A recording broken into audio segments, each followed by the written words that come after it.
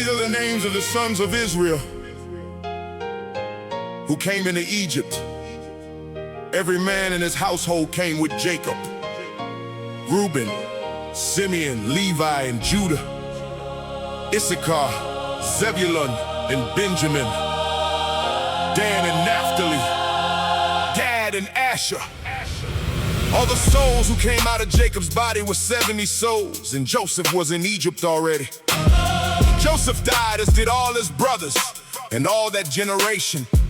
The children of Israel were fruitful and increased abundantly and multiplied and grew exceedingly mighty, and the land was filled with them. But the more they afflicted them, the more they multiplied, the more they spread out. But the more they afflicted them, the more they multiplied, the more they spread out. Hey, yeah. Now there arose a new king over Egypt who didn't know Joseph. He said to his people, "Behold, the people of the children of Israel are more and mightier than we. Come, let's deal wisely with them, lest they multiply." Therefore they set taskmasters over them to afflict them with their burdens. They built storage cities for Pharaoh, Pithom and Ramses. The Egyptians ruthlessly made the children of Israel serve, and they made their lives bitter with hard service in mortar and in brick and in all kinds of service in the field. All their service in which they ruthlessly made them serve. But the more they afflicted them, the more they multiplied, the more they spread out. Oh. The more they afflicted them, The more they multiplied, the more they spread out. The king of Egypt spoke to the Hebrew midwives, Shiphrah and Puah. When you see them on the birth stool, if it is a son, then you shall kill him. But if it is a daughter, then she shall live. But the midwives Fear God, and didn't do what the king of Egypt commanded them, but save the baby boys alive. because the midwives feared God. He gave them families. The more they multiplied, The more they spread out. oh. The more they afflicted them, The more they multiplied, the more they spread out. Pharaoh commanded all his people, "You shall cast every son who is born into the river, and every daughter you shall save alive." But the more they afflicted them, The more they multiply. a man of the house of Levi went and took a daughter of Levi as his wife. The woman conceived and bore a son. When she saw that he was a fine child, she hid him 3 months. When she could no longer hide him, she took a papyrus basket for him and coated it with tar and with pitch. She put the child in it and laid it in the reeds by the river's bank. His sister stood far off to see what would be done to him. Because I drew him out of the water. Because I drew him out of the water. She named him Moses. Because I Drew him out of the water. Yeah. Pharaoh's daughter came down to bathe at the river. Her maidens walked along by the riverside. She saw the basket among the reeds and sent a servant to get it. She opened it and saw the child, and behold, the baby cried. She had compassion on him and said, "This is one of the Hebrews' children. Then his sister said to Pharaoh's daughter, should I go and call a nurse for you from the Hebrew women that she may nurse the child for you? Pharaoh's daughter said to her, go. The young woman went and called the child's mother. Pharaoh's daughter said to her, take this child away and nurse him for me, and I will give you your wages. The woman took the child and nursed it because I drew him out of the water. Because I drew him out of the water. Yeah. She named him Moses because I drew him out of the water. Yeah. The child grew and she brought him to Pharaoh's daughter. And he became a son. She named him Moses and said, because I drew him out of the water. In those days, when Moses had grown up, he went out to his brothers and saw their burdens. He saw an Egyptian striking a Hebrew, one of his brothers. He looked this way and that way.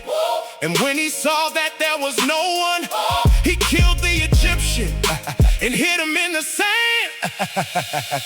He went out the second gate, and behold, 2 men of the Hebrews were fighting with each other. He said to him who did the wrong, why do you strike your fellow? He said, who made you a prince and a judge over us?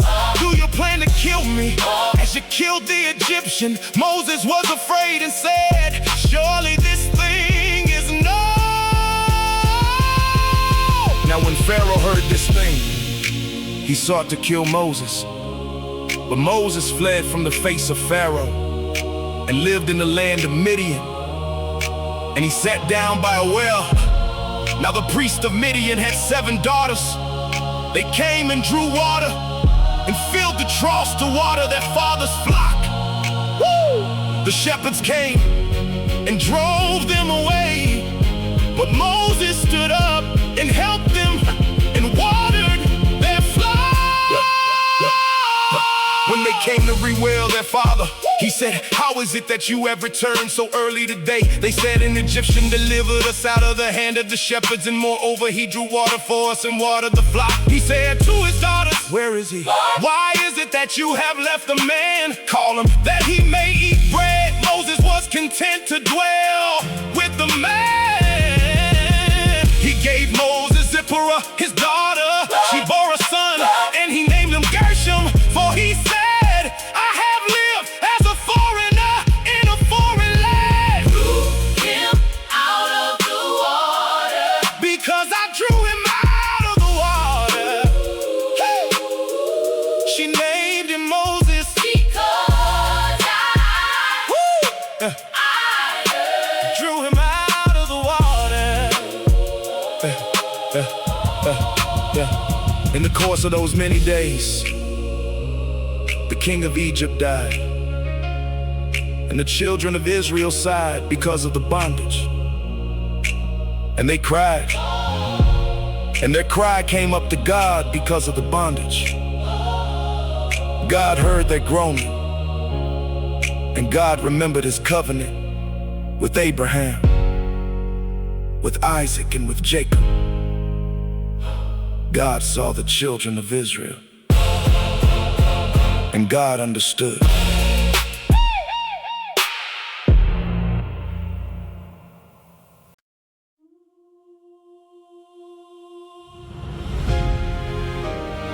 Now Moses was keeping the flock of Jethro, his father-in-law, the priest of Midian.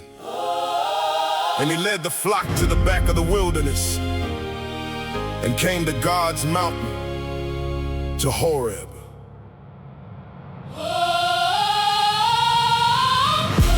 Yahweh's angel appeared to him in a flame of fire out of the middle of a bush. He looked, and behold, the bush burned with fire, and the bush was not consumed. Moses said, I will go now and see this great sight, why the bush is not burned. When Yahweh saw that he came over to see, God called to him out of the middle of the bush and said, Moses, Moses, Moses. He said, here I am. He said, here I am. He said, don't come close. Take off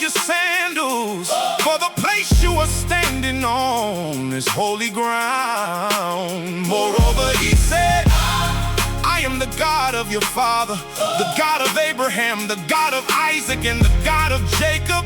Moses hid his face because he was afraid to look at God. I am who I am. Tell them I am is Send me to you.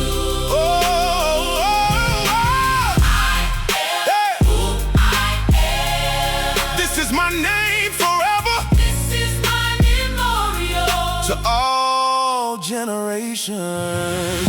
Yahweh said, I have surely seen the affliction of my people who are in Egypt, and have heard their cry because of their taskmasters. For I know their sorrows. I have come down to deliver them out of the hand of the Egyptians, and to bring them up out of that land to a good and large land, to a land flowing with milk and honey, to the place of the Canaanite, the Hittite, the Amorite, the Perizzite, the Hivite, and the Jebusite.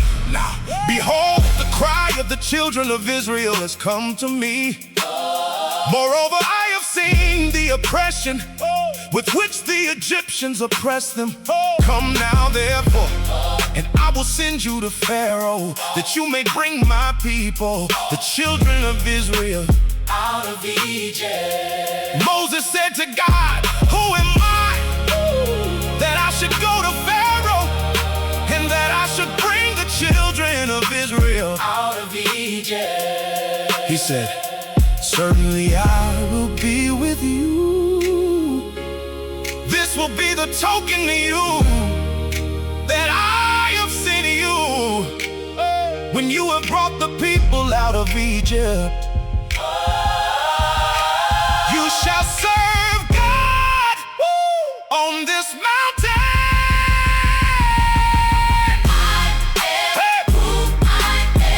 Tell them I am.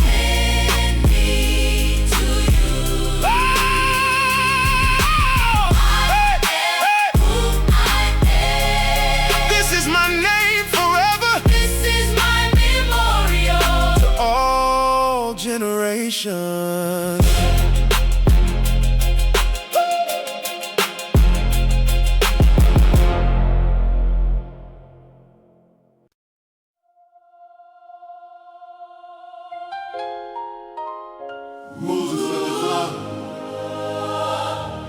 Moses said to God, behold, when I come to the children of Israel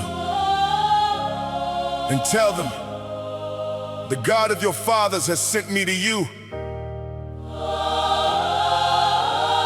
and they ask me, what is his name? What should I tell them? God said to Moses, I am who I am.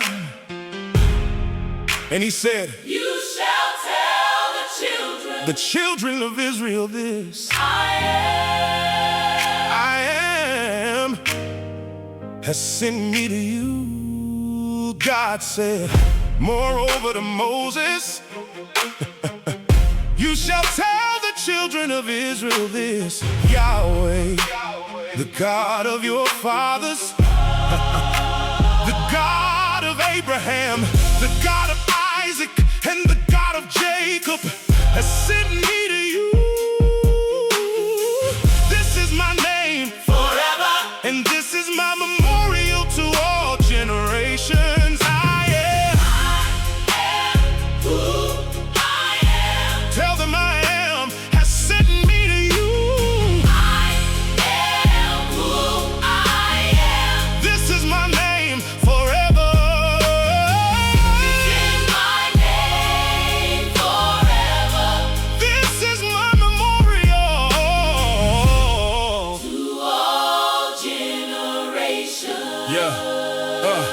Go and gather the elders of Israel together and tell them, Yahweh, the God of your fathers, the God of Abraham, of Isaac, and of Jacob, has appeared to me, saying, I have surely visited you and seen that which is done to you in Egypt. I have said, I will bring you up out of the affliction of Egypt, to the land of the Canaanite, the Hittite, the Amorite, the Perizzite, the Hivite, and the Jebusite, to a land flowing with milk and honey. They will listen to your voice. You shall come, you and the elders of Israel, to the king of Egypt, and you shall tell him, Yahweh, the God of the Hebrews, has met with us. Now please let us go 3 days journey into the wilderness, that we may sacrifice to Yahweh our God. I know that the king of Egypt won't give you permission to go. No, not by a mighty hand. I will reach out my hand and strike Egypt with all my wonders. Wonders which I will do among them. And after that he will let you go. I will give this people favor in the sight of the Egyptians. in the sight of the Egyptians. And it will happen that when you go, you shall not go empty-handed. I am who I am. Tell them I am has sent me to you. I am who I am. This is my name forever. This is my name forever. This is my memorial To all generations. Yeah. But every woman shall ask of her neighbor and of her who visits her house jewels of silver, jewels of gold and clothing. You shall put them on your sons and on your daughters. You shall plunder the Egyptians.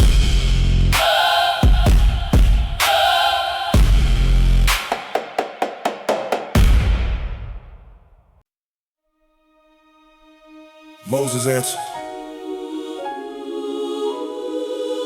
but behold, they will not believe me, nor listen to my voice. For they will say, Yahweh has not appeared to you. Yeah. Yahweh said to him, what is that in your hand? He said, a rod. He said, throw it on the ground. He threw it on the ground, and it became a snake, and Moses ran away from it. Yahweh said to Moses, stretch out your hand and take it by the tail. He stretched out his hand and took hold of it, and it became a rod in his hand. This is so that they may believe that Yahweh, the God of their fathers, the God of Abraham, the God of Isaac, and the God of Jacob, Has appeared to you. Yahweh said, furthermore to him, now put your hand inside your cloak.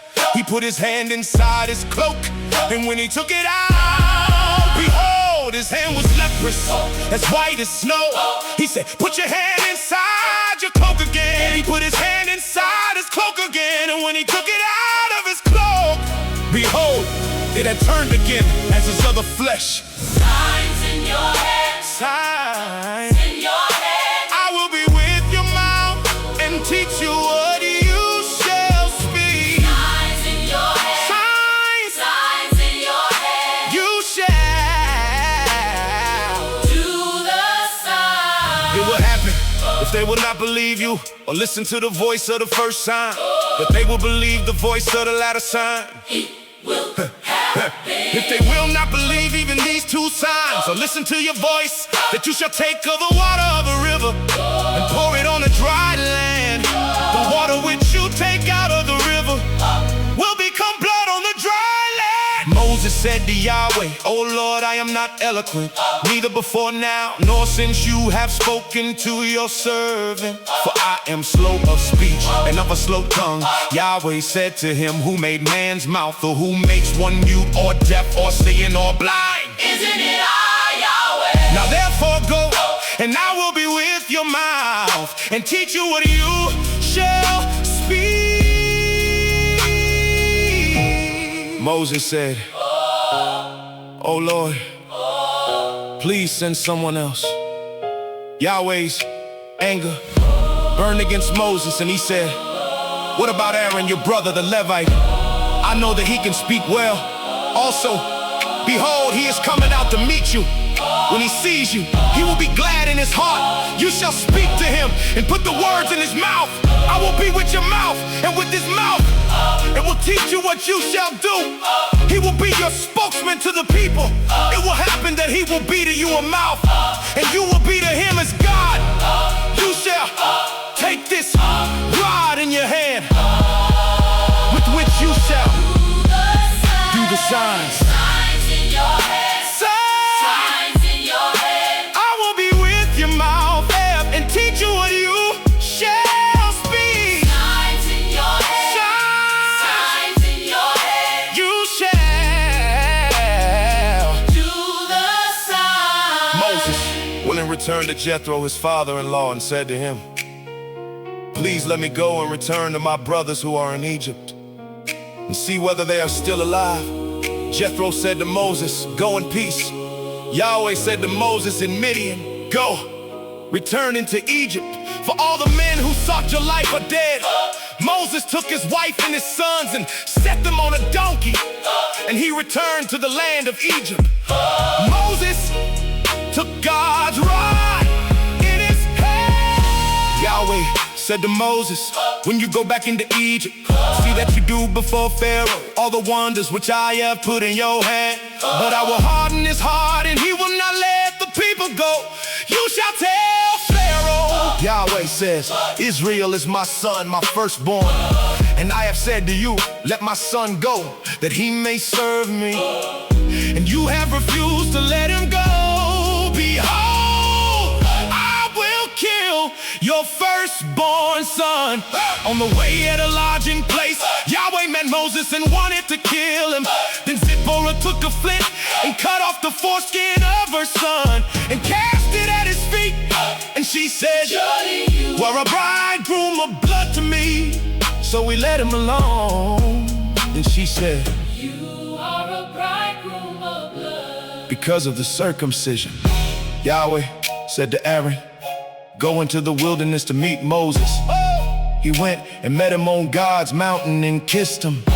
Moses told Aaron all Yahweh's words with which he had sent him, and all the signs with which he had instructed him. Moses and Aaron went and gathered together all the elders of the children of Israel. Aaron spoke all the words which Yahweh had spoken to Moses, and did the signs in the sight of the people. Signs in your head. Signs in your head. I will be with your mouth and teach you what you shall speak. Signs in your head. Signs in your head. You shall. Do the signs. The people believed, and when they heard that Yahweh had visited the children of Israel, and that he had seen their affliction, then they bowed their heads and worshiped.